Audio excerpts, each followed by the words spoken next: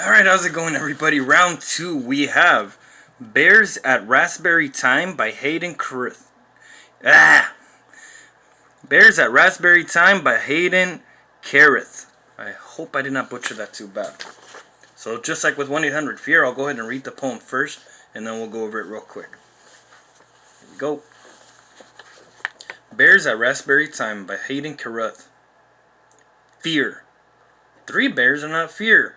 Mother and cubs come bearing in our neighborhood like any other family. I want to see 'em, or any distraction. Flashlight poking across the brook into briery darkness, but they have gone noisily. I go to bed. Fear. Unwritten books already titled.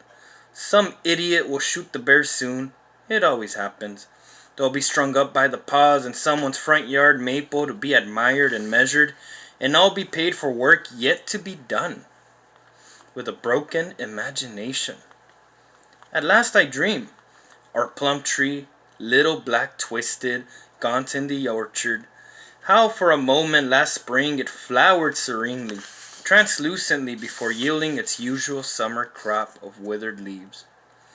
I waken late, go to the window, look out to down to the orchard. Is middle age what makes even dreams factual? The plum is serene and bright in new moonlight, dressed in silver leaves, and nearby, in the waste of rough grass strewn in moonlight like diamond dust. What is it? A dark shape moves, and then another. Are they? I can't be sure.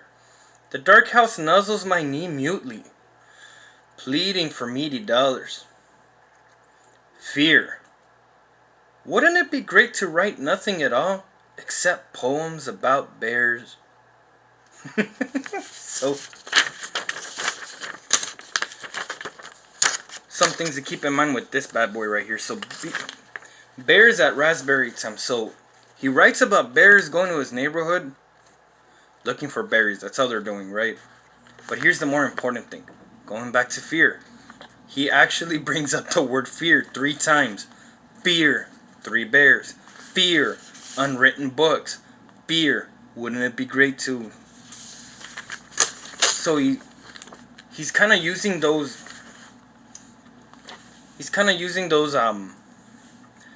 the word fear, it's not like a checkpoint, but just to kind of hammer the point home. Like the first time, the 3 bears are not fear. They're just bearing in our neighborhood. So basically saying these bears aren't something I should be scared of. However, the second time he says fear, he tells us a lot. Fear. To him, fear are unwritten books already titled. And as somebody kills the bears and puts it up in the tree, he's going to get paid for something that still needs to get done with a broken imagination. So unwritten books already titled, getting paid ahead of time, that sounds like an author to me. So for those that might not know, a lot of times authors get paid ahead of time. That's what you call in advance. And they are pretty much told, alright, finish the book, here's a couple $1,000 and do what you gotta do, but you gotta have it by such date. And the pressure is on once you get to that point. So that's 2 things we gotta keep in mind. He's musing about the bears, and he's also musing about his job. Because it looks like he's trying to get something done and he can't. So as he kind of daydreams, as he actually like dreams and night dreams, right? And just kind of muses on everything else, his trees and everything around him. You know, think about what the bears represent for him. I know that's one of the questions in the assignments, but once you kind of see where he's at, he's trying to like work on something, he's trying to make something happen. What do those bears really do for him? You know, what do those bears represent for his life like right now? Because if you read to the end of the poem, a dark shape moves and then another. Are they? I can't be sure. Like, it looks like the bears may have shown up at his house. Because when he sees them from far away, he's like, oh, they're not so bad. That's not something to be scared about. But then, when they're at his house, you know, and it's dark, things might be a little different too, right? So just stuff to kind of mess around with as you read this one. Just like with 1-800, you might want to go back and forth on it. With this one, I would recommend chunking it up as you run into different sections, just kind of put a line through them or highlight them.